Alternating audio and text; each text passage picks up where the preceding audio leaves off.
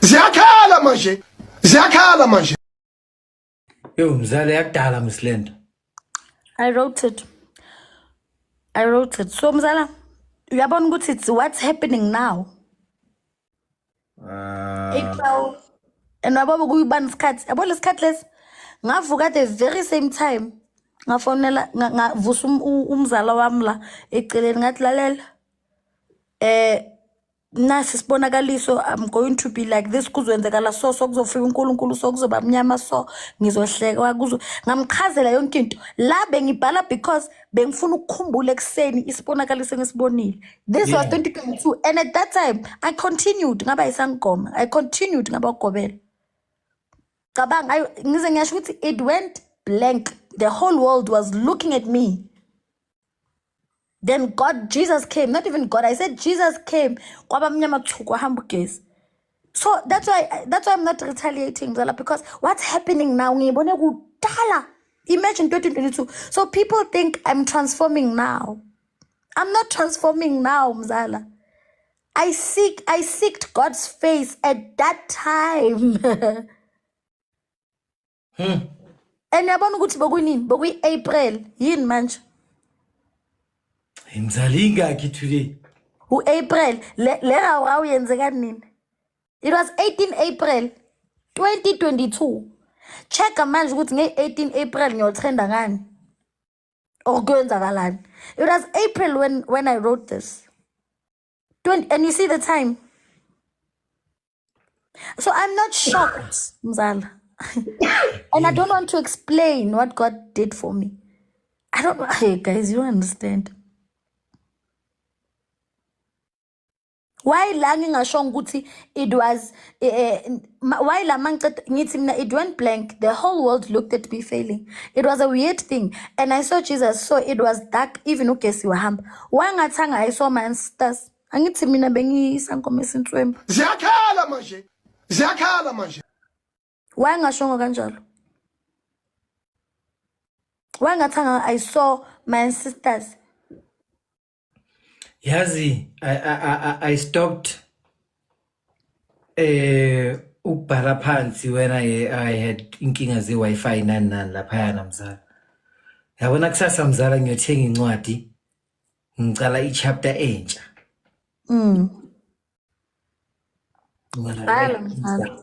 It's important. You reflect back. It's just that manje ngiloku ngikhumbuzwa yilo wami ngangizona nayo loku yangikhumbuza ukuthi wena ubonile uthanda ngento so uyakhumbula uke washo so ngithi hayi athi bheke kuma notes for sure wayibhala because benginokuvuka ngibhale ngiyenzela ukuthi ngingakhohlwa ekseni. So mzala, this is your time. Shine. Grow. Ndiza man. Ndiza noma bangathi undiza umshangelo noma bangathi uhamba bangakathi uthwela ukakabona isibusiso saNkulunkulu wena. Awukasiboni. Mele bathi awugogo umnikeze something lo. Yeah, mele bathi ngishiye nento zami. Yo, mele bathi ngishiye nazo. Yemzalayi. Let me tell you something. The flashbacks are there. Do you understand? There's a time I would sit, I'm even becoming emotional when I talk about this. Kunesikhathi mzala. Before Quebec. Yazi whatever uyikhulumayo mzala ne. Some of the things zikhuluma nami and I can picture. Like it's like ungiphentela movie. Enye angazi if abantu bayangunderstand lento engishoyo mzala. Baqhubeka mzala. Mzala ayikho into ozoyeka oyenze for 10 years enye kiloku ibuya. Nothing. Ngisho ex yakho olahlana nayo so na 4 years you still have memories.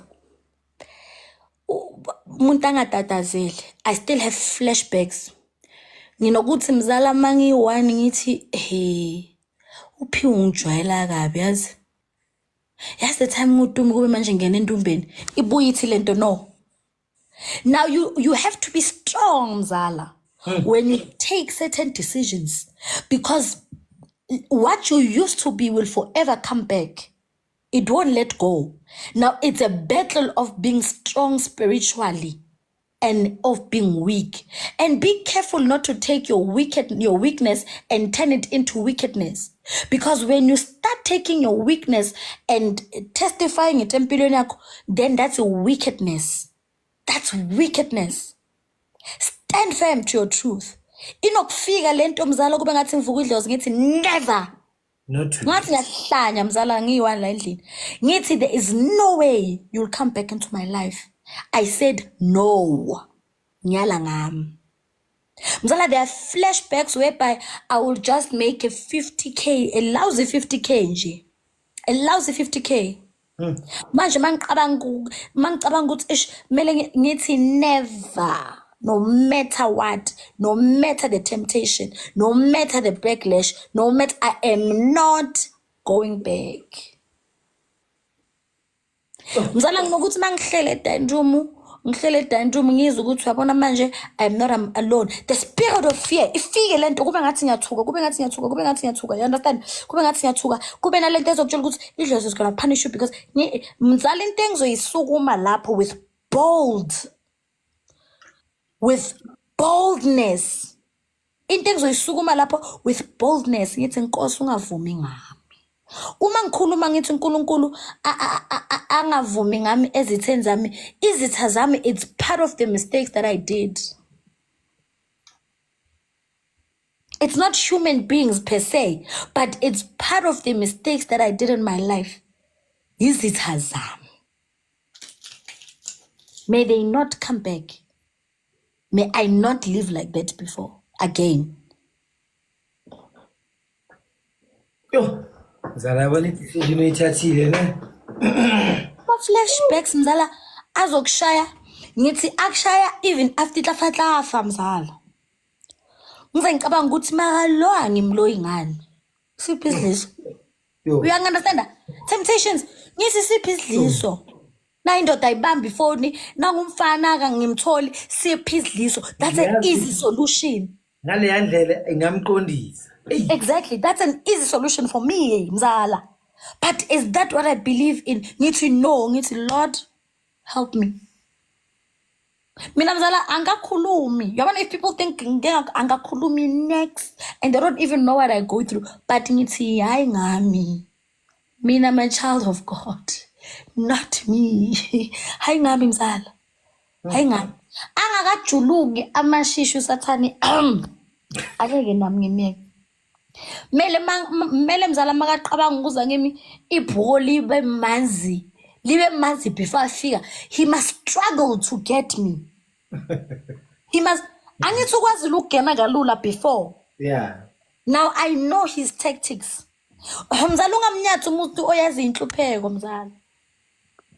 Ngamnyathi umuntu oyazi inhlupheko uma seka rich because uzwenza ngakho konke angabuyeli lapha. So what I'm saying now is the devil, uyawazi ama tactics wenhlupheko wena. Therefore, that's why you are grateful when you are in that place because you will never go back. And ayikho into ezokubuyisela back to le nhlupheko mzala.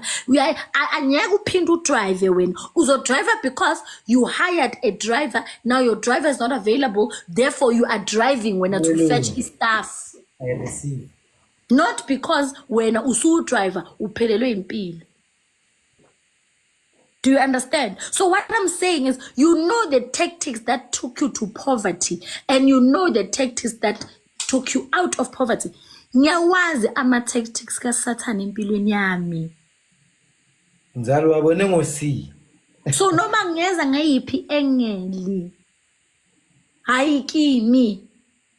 So la khona mela zalwe kabusha eze nama tactics amasha. Mela zalo kabusha ukuze azohlula mina. Uzokuthola sokwesinye isipiliyoni esinzima kabi. uNkulunkulu unyaka avume ngami because nayo isebenza enzima ukuthi ngimkhumbule futhi. Sebenza enzima ukuthi aphinda Ziyakhala manje.